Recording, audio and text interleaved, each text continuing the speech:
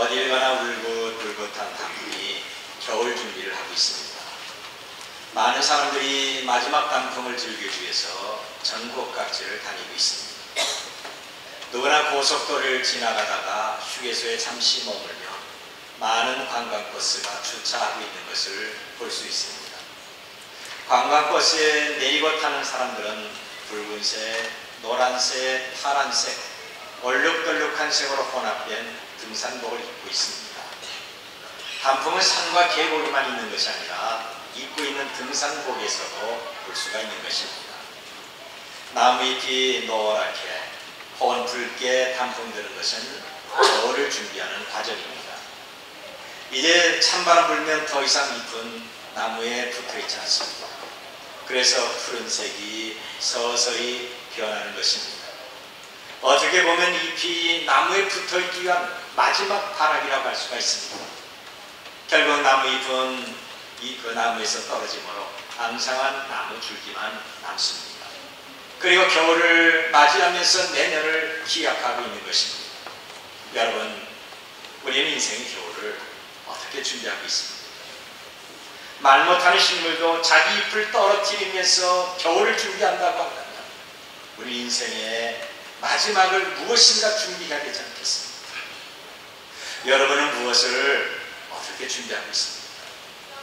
나무잎이 떨어진 앙상한 줄기는 내년도에 다시 싹을 내고 또다시 푸르름을 보이게 될 것입니다. 죽은 것 같았지만 다시 사는 것. 이것을 신앙으로 비유한다면 부활입니다. 교회 다니고 예수님을 믿어도 이 땅에서는 여전히 다른 사람과 똑같이 죽음을 경험하지만 천국에서 영원한 삶으로 다시 살게 되는 것입니다. 천국은 신비와 평화와 행복으로 가득한 곳이며 우리가 반드시 가야 하는 것입니다. 반면에 지옥은 영원한 고통과 괴로움이 있는 것입니다. 우린 결코 그것에 들어가면 안 됩니다. 히브리서 11장을 보면 믿음으로 살았던 우리의 선배들이 본향을 찾아 먼 길을 떠났다고 말씀하고 있습니다. 그러면서 우리의 시민권은 하늘에 있는데라 거기로부터 구원하는 자 곧 예수 그리스도를 기다린다고 하고 있습니다. 우리 그리스도인들은 믿음으로 하늘 시민권을 갖고 영원한 세상을 향하여 믿음으로 살다가 마지막 들어가는 것이 성경에서 말하는 천국입니다. 천국은 참으로 좋은 곳입니다. 저와 여러분이 꼭 들어가야 되는 곳입니다. 사람의 지혜와 지식과 말과 글로 표현할 수 없는 너무 좋은 것이며 오늘 예배하는 우리는 반드시 들어가야 됩니다. 그런데 지옥은 아주 처참한 것으로 완전한 영혼의 파멸과 영혼의 고통을 당하는 곳입니다. 성경은 천국과 지옥을 자주 말씀하고 있습니다. 그런데 천국과 지옥이 그렇게 자주 교회에서 설교되지 않습니다. 과거 교회사를 통해서 하나님이 놀라운 은혜를 부어주실 때 사람들의 마음이 깨우쳐지고 영혼의 경각심을 주어 새롭게 된 것은 천국과 지옥에 관한 설교가 있었을 때입니다. 그런데 현대교회는 천국과 지옥에 대한 설교를 하지 않습니다. 그 이유가 뭘까요? 목사가 천국과 지옥을 설교하면 지금 어느 때인데 그런 설교 안 했냐? 설교할 것이 그렇게 없느냐 하면서 시대에 비떨어진 목사라고 취급하기 때문에 그렇습니다. 그리고 지옥에 대한 설교는 너무 쉽게 비판을 받습니다. 사탄이 그런 생각을 줍니다. 이렇게 불안하고 이렇게 살기 어려운데 사람들에게 용기와 희망과 소망을 줘야지 왜 지옥이라는 말을 하면서 겁내게 하고 교회에 나오게 하느냐 오해하고 비판하는 것입니다. 대다수의 사람은 축복과 형통에 익숙해져서 지옥이나 슬픔이나 고통스러운 것을 듣기 싫어하는 겁니다. 이것은 사탄이 사람들에게 교묘하게 심어놓은 거짓 사상으로 누구나 쉽게 거부할 수가 없습니다. 그래서 여전히 천국과 지옥에 대한 설교는 이 시대 감각과 인기가 없는 부정적인 설교가 되버리고 말았습니다. 저는 어린 시간에 천국과 지옥이 어떤 곳인가 말씀하기에 앞서 천국과 지옥은 반드시 있어야 될 것을 제가 강조하고 싶습니다. 오늘 이 성경을 우리가 읽었는데요. 두 사람 나옵니다. 한 사람은 거지가 나오고 한 사람은 부자가 나옵니다. 그런데 거지의 비참한 참상과 부자의 호화호식하는 불공평에 대해서 오늘 여러분 어떻게 생각하십니까? 여러분, 이 부자가 1년에 몇 번의 잔치를 했다면 더 이상 말하지 않겠습니다.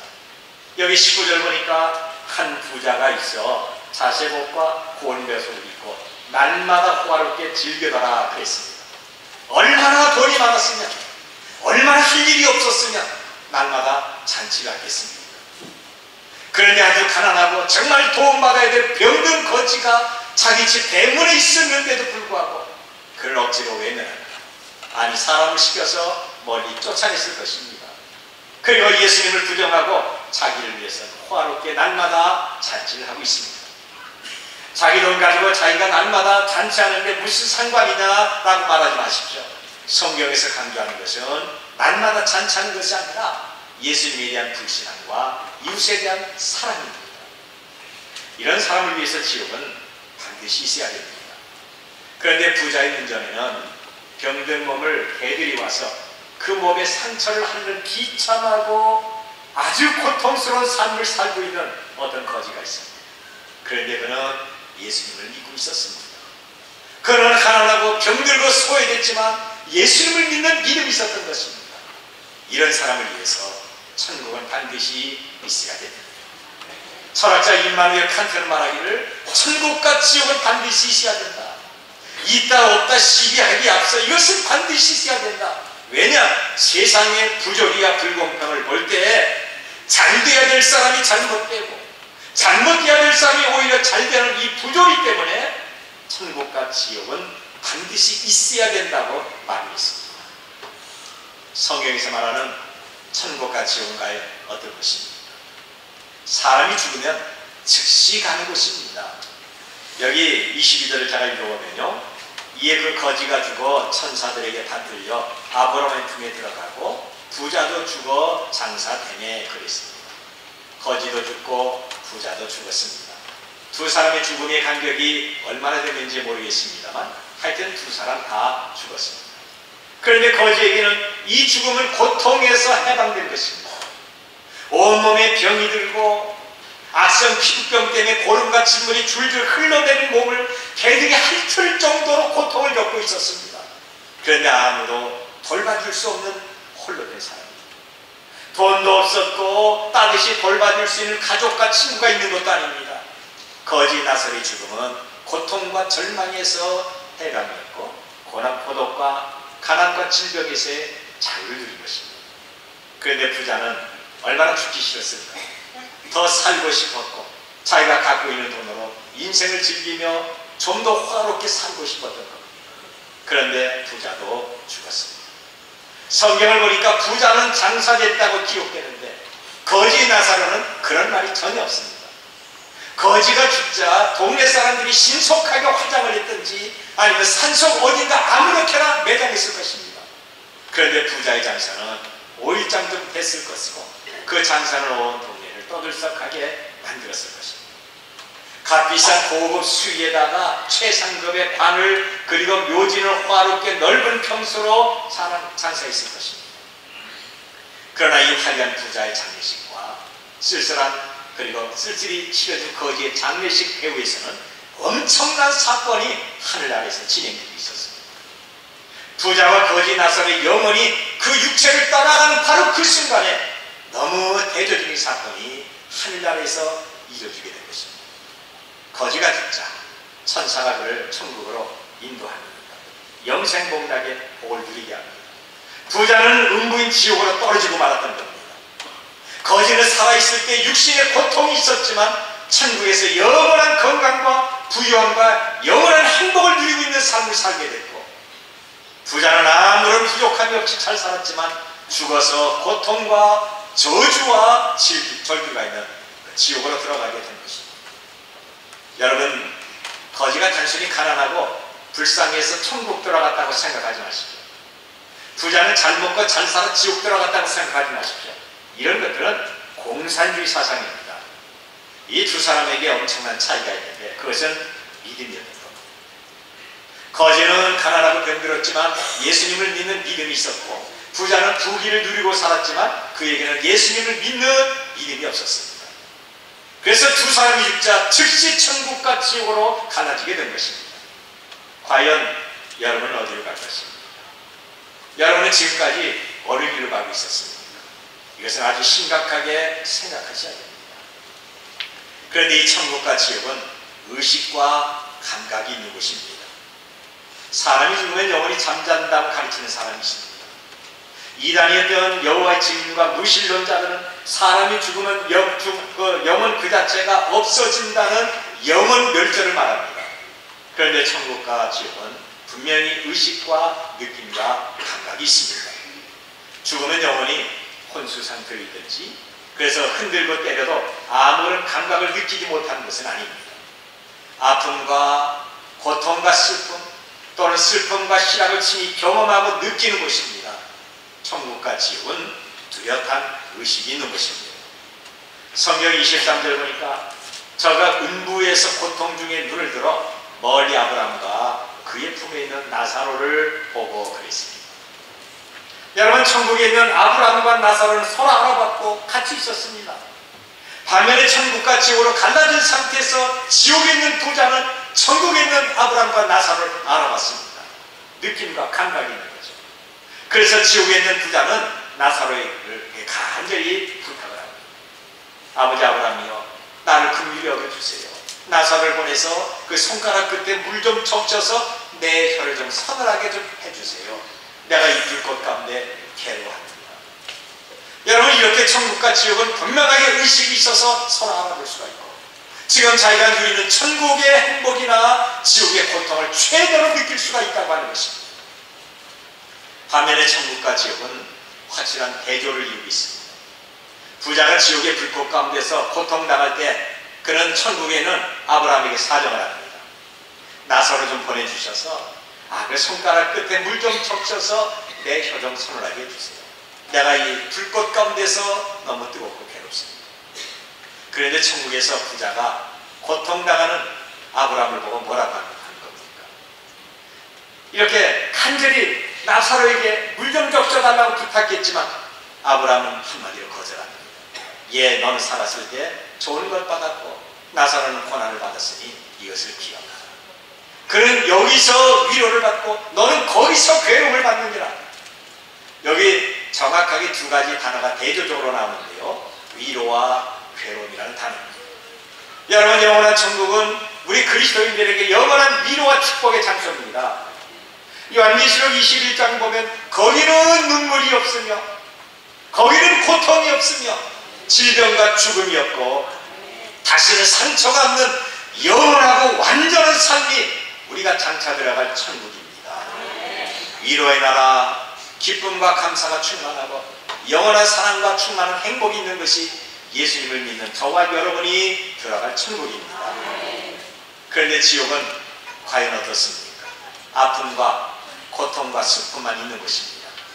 그것은 영원한 괴로움만 있고 저주의 지옥의 뜨거운 불꽃이 온 몸을 태우고 사르는 것입니다. 너무 고통이 심하고 괴로움이 심해서 죽기를 원해도 죽을 수가 없고 피하고 싶어도 피할 수 없는 영원한 저주가 있는 것이 바로 지옥입니다. 성경에서 지옥이라는 말을 사용할 때마다 세 가지 단어를 주로 사용하는데 그것은 불꽃, 어두움, 귀신들입니다. 여러분, 불신자가 들어갈 지옥은 어떤 곳입니까? 영원히 꺼지지 않는 불이 있는 곳입니다. 불이 맹렬하게 타오르는 곳입니다. 그것에는 빛이 없고 귀신들과 사탄이 들어가서 영원히 고통을 당하는 곳입니다. 지금 읽은 성경 훨씬 이전에 이사야라고 하는 선자는 이렇게 말했습니다. 시온의 죄인들이 두려워하며 경건하지 아니한 자들이 떨매이르기를 우리 중에 누가 삼키는 불과 함께 거하겠으며 우리 중에 누가 영영이 타는 것과 함께 거하리라. 요한계시록 14장 10절 말씀을 보니까 그도 하나님의 진노의 포도주를 마시리니 그 진노의 잔이 섞인 것이 없이 부은 포도주나 거룩한 천사들 앞과 어린 양 앞에서 불과 유황으로 고난을 받는다고 했습니다. 부자는 지옥의 불꽃에서 얼마나 고통이 심하고 목이 타는지 천국에 있는 나사로를 손가락 끝에 물을 찍어서 자기 혀를 적셔달라고 했던 것입니다. 여러분, 집에 가셨어요. 손가락 위를 물 한 번 담궈 닦아내 보십시오. 얼마나 되겠습니까? 손가락 끝에 묻은 그 물을 혀에 댄다고 타는 목마름과 갈증이 해소가 되겠습니까? 그런데 지옥에 있는 부자는 이렇게 해서라도 고통을 조금이나마 덜어보려고 했던 것입니다. 지옥의 뜨거움과 고통은 우리의 상상을 초월하는 것입니다. 어느 책에 조그만 글이 하나 나온 걸 제가 감명 깊게 읽었습니다. 어떤 군목이 전쟁에 나가는 병사들과 함께 예배를 합니다. 예배를 하다 이렇게 보니까 이 예배가 끝나면 전쟁터에 가야 되는데 죽을런지 살는지 알 수가 없습니다. 이 군목은 생각하기를 어쩌면 이들에게 이것이 마지막 시간이 될 수 있겠다. 그래서 설교를 바꿉니다. 천국과 지옥에 대해서 설교를 했습니다. 예수님을 믿으면 누구나 천국 간다고 합니다. 목사님의 설교를 다르게 한 것입니다. 그런데 그 설교를 듣고 있던 어떤 불신자 장교가 군목을 보면서 이렇게 질문합니다. 목사님, 우리가 예수님 안 믿고 죽으면 지옥에 갑니까? 정말 지옥에 불못 속에 있습니까? 목사님은 그렇습니다. 아주 심각하게 대답을 하자 그 장교는 말하기를, 그러면 목사님, 우린 다 지옥에서 불고기가 되겠네요. 그래 비웃고 조명이 된 겁니다. 그러자 목사님은 그를 보면서, 장교님, 지금 장교님은 내 말을 믿지 않으면 불고기의 정도가 어느 정도인가 장교님이 직접 경험하게 될 것입니다. 기회는 한 번밖에 없습니다. 여러분, 지금 제가 선포하는 이 지옥에 대해서 절대로 건성으로 듣거나 비웃지 마십시오. 여러분들이 목사니까 저렇게 설교해야 된다고 생각하지 마십시오. 언젠가 여러분이 그 자리에 들어갈 수가 있습니다. 지옥은 꺼지지 않는 맹렬한 불이 있는 것입니다. 부자가 얼마나 뜨겁고 얼마나 고통스러웠으면 자기의 체면과 자기의 자존심 다 버리고 간절히 호소했겠습니다. 그러나 그의 간절한 호소는 응답되지 않았습니다. 왜냐하면 이미 때가 늦었기 때문에 그런 것입니다. 천국과 지옥은 서로 완미할 수가 없습니다. 영원한 분리입니다. 여기 26절을 보니까 그뿐 아니라 너희와 우리 사이에 큰 구렁텅이가 놓여있어 여기서 너희에게 건너가고자 하되 갈 수 없고 거기서 우리에게 건너올 수도 없게 하렵니다. 사람이 죽은 후에는 두 번째 기회가 주어지지 않습니다. 사람이 죽었어도 남아있는 가족이 그를 위해서 기도 많이 하고 선행하면 천국에 들어갈 수 있다고 하는 천주교 교리는 분명히 잘못된 것입니다. 여러분, 기회는 살아있을 때 한 번뿐입니다. 저와 여러분에게는 단 한 번의 기회밖에 없습니다. 천국이냐 지옥이냐, 영원한 천국이냐 영원한 지옥이냐. 어쩌면 오늘 이 시간이 저와 여러분에게 마지막 시간이 될 수가 있고, 이 설교를 통해서 영원한 천국과 영원한 지옥으로 갈라질 수가 있습니다. 여러분들이 가야 할 곳은 과연 어디입니까? 여러분들은 지금까지 어디로 가고 있고 어디로 가고 싶습니까? 부자가 왜 지옥을 갔나요? 여기에는 그럴 만한 이유가 있습니다. 그는 부자였기 때문에 가는 것이 아닙니다. 이런 것은 공산주의 사상입니다. 여러분, 부자고 풍족하고 잘 사는 것은 죄가 아니라 오히려 축복입니다. 저는 기도하기를 제 자신과 제 아들, 딸들과 여러분들과 여러분의 자녀들이 하나님의 복을 받아서 다 부자되고 풍족하게 살기를 원하고 있습니다. 그런 삶을 사시길 바랍니다. 그런데 이 부자는요, 돈만 의지했어요. 돈을 주신 하나님을 외면하고 물질만 믿었기 때문에 지옥에 간 것입니다. 그는 살아있을 때 영적인 것이나 믿음에 대해서는 조금도 관심이 없었습니다. 자기 육신을 위해서 하나님이 주신 재물을 사용했던 겁니다. 아마 부자는 지옥에서 이렇게 항의했을지도 몰라요. 하나님, 나 나쁜 짓 안 했어요. 나 나쁜 사람 아닙니다. 하나님, 저는 살인한 적도 없고요, 저는 도둑질도 안 하고 간음도 안 하고 남에게 손해준 적도 없어요. 제가 제 돈 가지고 내가 먹고 마시고 즐거운 것입니다. 이것이 뭐 잘못됐습니까? 어떤 전도지를 봤는데요, 이런 글이 있는 것을 제가 봤습니다. 전도지 앞면을 쭉 보니까 지옥에 가기 위하여 내가 무엇을 해야 하는가, 지옥 가기 위해서 내가 무엇을 해야 됩니까? 뒷면을 딱 보니까 큰 글자로 딱 6자밖에 없습니다. 아무것도 할 수 없다. 아무것도 없다는 거죠. 여러분, 우리가 지옥 가기 위해서는 아무것도 하지 않고 그냥 먹고 마시고 일만 하면 됩니다. 예수님을 믿는 것이나 내가 예비하고 하나님을 기뻐하시는 어떤 일에 대해서 관심 갖고 있지 않으면 저절로 지옥 가는 것입니다. 그냥 가만히 있으면 가는 거예요. 오늘 예수님을 믿는 믿음의 결단이 없다. 지금 여러분이 살고 있는 그 상태에 그대로 있다면 저절로 지옥 갑니다. 지금도 얼마나 많은 사람들이 영적인 일에 무관심하며 지옥으로 가고 있습니다. 지옥이라는 그 단어를 부정하고 무시하는 사람이 있는가 하면 교회 나와서도 지옥과 천국에 대해서 제대로 믿지 않는 이런 사람이 있습니다. 부자가 지옥에 간 또 다른 이유가 있습니다. 예수님을 믿지 않는 불신의 죄를 회개하지 않았기 때문에 그렇습니다. 회개하셔야 됩니다. 30절 보면 그렇지 아니하나이다. 아버지 아브라함이여 만일 죽은 자에게 그들에게 가는 자가 있으면 회개하리라. 여러분 여기 나오는 부자는요 자기가 예수님을 믿지 않은 것을 회개하지 않아서 지옥에 간 것을 비로소 알았습니다. 회개라는 게 뭘까요? 방향을 전환하는 것입니다. 지금까지 여러분의 생애가 내 중심으로 살고 내 마음대로 살았지만 이제는 그 삶에서 돌이켜서 예수님께 방향을 전환하는 것입니다. 이것이 구원받는 회개입니다. 세상의 방법과 세상의 지식과 세상의 경험에서 성경으로 돌아가는 것이 회개입니다. 여러분들은 예수님을 향하는 발걸음이 되어야 됩니다. 우리의 생각과 내가 말하는 것과 행동이 예수님을 향하지 않으면 우리도 어리석은 부자처럼 지옥으로 가게 됩니다. 우리의 말과 우리의 생각과 행동이 예수님을 생각하고 그분을 따른다면 우리는 나사로처럼 영원한 천국에 들어갈 수가 있습니다. 종교개혁자 마틴 루터가 이렇게 말했어요. 내가 천국에 다 도착하는 그날 천국 문에 하나의 큰 현판글을 볼 수가 있는데 그 현판글은 오직 회개한 자나 이런 글씨가 써 있을 것이다. 저와 여러분은 죄로부터 돌이켜서 예수님께 나와야 됩니다. 이것이 우리를 구원시키는 회개입니다. 이 부자가 지옥에 들어간 것은요 하늘 생명책에 그 이름이 기록되지 않아서 그렇습니다. 오늘 이 성경에서 아주 흥미로운 사실을 볼 수가 있습니다. 거지의 이름은 나사로입니다. 그런데 부자의 이름은 전혀 알 길이 없습니다. 성경에는 그 이름이 전혀 나오지 않습니다. 여러분 이 두 사람이 이 땅에 살고 있을 때 두 사람 가운데 누가 더 유명하고 누가 더 인기가 있었고 누구 이름이 더 알려졌겠습니까? 물론 부자입니다.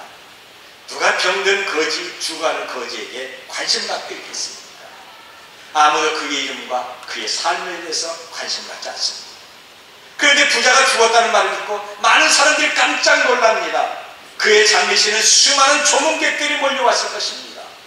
부자는 살아있을 때 자기 돈으로 날마다 사람들을 초청해서 잔치를 베풀고 먹고 마셨고 인기가 있었고 자기 이름을 날렸을 것입니다.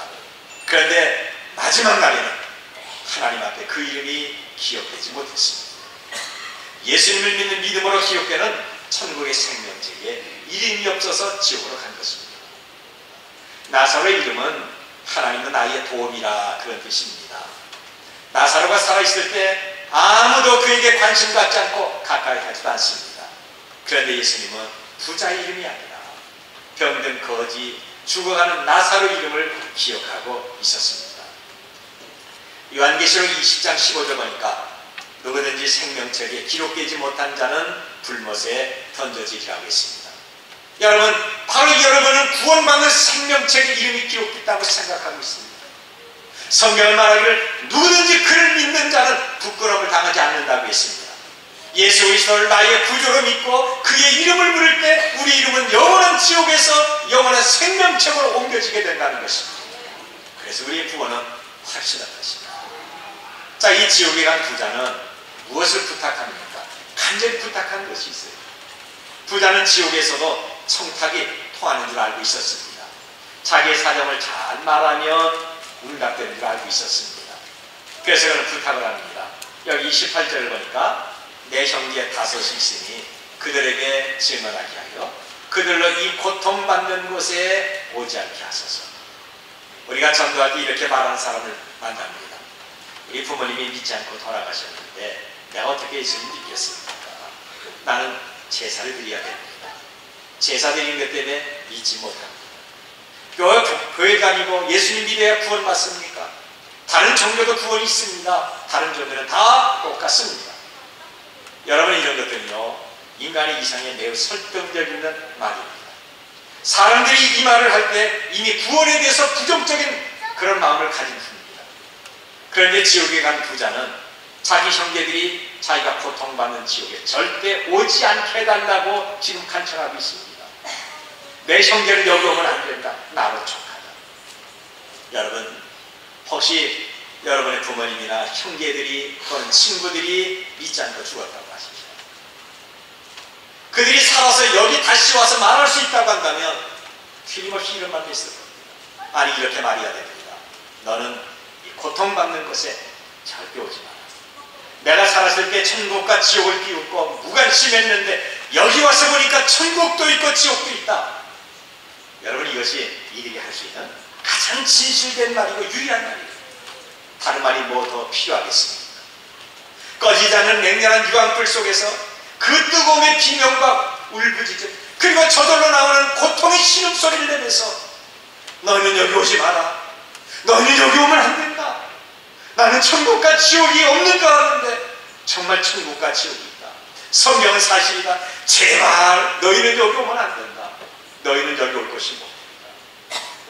이것이 이들이 울부짖으며 할 수 있는 유일한 말이다. 자, 그렇다면 죽은 자가 살아서 전도하면 다른 사람들이 살아있는 사람 보고 다 복음을 받고 구원받을까요? 절대 그렇지 않습니다. 여기 31절 보니까 이르되 모세와 선자들이 듣지 아니하면 비록 죽은 자 가운데서 살아난 자가 있을지라도 고난을 받지 아니하리라. 고난받지 않습니다. 요한복음 11장을 보면 나사로라고 하는 이름을 가진 또 다른 사람이 있습니다. 베다니 마을에 나사로, 마르다, 마리아 세 자매가 의롭게 살고 있었습니다. 이런 말이 예수님을 사랑하고 또한 예수님도 이들을 사랑했습니다. 그런데 그만 나사로가 병들어 죽었습니다. 예수님은 그가 죽은 지 나흘 됐을 때 그 마을로 들어가셨습니다. 예수님을 봤던 마르다와 마리아는 자기 오라비가 죽은 걸 슬퍼하면서 예수님을 붙들고 울면서 주님, 주님이 여기 계셨다면 내 오라비가 죽지 않았을 텐데 왜 이제 오십니까? 내 오라비 죽었어요. 예수님은 이들을 불쌍히 여기시고 죽은 나사로의 무덤으로 가십니다. 그리고 무덤문을 막은 그 돌문을 활짝 열라고 말씀하자 마르다가 말립니다. 주님, 죽은 지 나흘 됐습니다. 벌써 냄새가 나지 않아요. 죽었는데 어떻게 하겠습니까? 그러자 예수님은 무덤을 열라고 말씀하시고 하나님 앞에 기도한 다음에 나사로야 나오라 하고 명령을 하십니다. 그러자 죽은 나사로가 배로 수족을 동인 채 생명을 얻어 걸어나오고 있습니다. 이런 나사로의 부활 사건을 베다니 마을에 있는 사람은 다 알고 있습니다. 그런데 그 마을 사람들이 다 예수님을 믿었던가요? 아닙니다. 죽은 나사로가 살아났다. 예수님이 그를 살려주셨다. 그는 바로 우리 옆에 살아 소문만 냈지 생명 주시는 예수님을 믿지 않았습니다. 죽은 사람이 살아났어도 유대인들은 예수님을 믿지 않았습니다. 회개하지 않았고 오히려 반대하고 죽이려고 하는 더 큰 죄를 계획하고 있었습니다. 여러분, 지금 기적이 없어서 사람들이 예수님을 안 믿습니까? 과학적이고 합리적인 증거가 없어서 믿지 않습니까? 아닙니다. 성경은 이런 사람을 가리켜서 죽은 자가 살아나서 복음을 증거해도 사람들이 마음이 강팍하다면 그 사람은 하나님의 목소리를 거절하며 복음을 배척할 것이라고 합니다. 성경을 믿지 않는 사람들에게는 다른 방법이 없습니다. 여기 27절 서두를 보면 이런 말이 있습니다. 이르되 그랬습니다. 이르되, 이것은 일종의 기도입니다. 부자는 뒤늦게 지옥에서 기도하면 응답받을 것처럼 생각했습니다. 그가 살아생전에 정말 예수님을 믿고 기도했다면 얼마나 좋았을까요? 그런데 지옥에는 기도할 수도 없고 기도 응답이 없습니다. 지옥에서는 예수님을 믿을 구원의 기회가 없습니다. 영원한 저주의 고통과 심판입니다. 이 고통을 겪으면서 부자는 비로소 전도의 중요성을 깨닫습니다. 내 형제 다섯이 있는데 그들에게 증언해서 이 고통받는 것을 오지 않게 하옵소서. 그들이 이 고통받는 것이 오면 절대 안 됩니다. 부자는 나사로에게 이렇게 말하고 싶었을 거예요. 나사로야, 너 왜 천국과 지옥에 대해서 나에게 말하지 않았느냐? 네가 내 대문 앞에 있을 때 천국과 지옥에 대해서 말했더라면 나는 이것이 오지 않았을 텐데, 네가 대문에서 구원할 때 예수님을 믿으라고 말했더라고 한다면 내가 믿었을 텐데. 뒤늦게 부자는 전도와 회개의 중요성을 깨닫습니다. 그리고 예수님을 믿지 않고 회개하지 않은 것을 후회합니다. 오늘 예배하는 여러분, 이 복음 앞에서 여러분의 반응은 과연 어떠십니까? 예레미야는 눈물을 막 흘리면서 외쳐도 마음을 열지 않는 이스라엘 백성을 향해서 이렇게 말합니다. 추수 때가 지나고 여름이 다 있으나 우리는 구원을 얻지 못한다. 여러분, 오늘 이 자리에 나오게 된 것을 하나님 앞에 감사하도록 하십시오. 여러분들이 이 자리에 나온 것은요, 하나님이 여러분들에게 특별한 구원을 주시기 위한 것입니다. 여러분들이 억지로 끌려 나왔거나 어떤 선물을 받고 신세를 졌거나 그래서 빚 갚기 위해서 나왔든지 아니면 어떤 조건이나 그의 얼굴 보고 나온 것이 중요하지 않습니다. 중요한 것은 이 자리에 있다는 것입니다.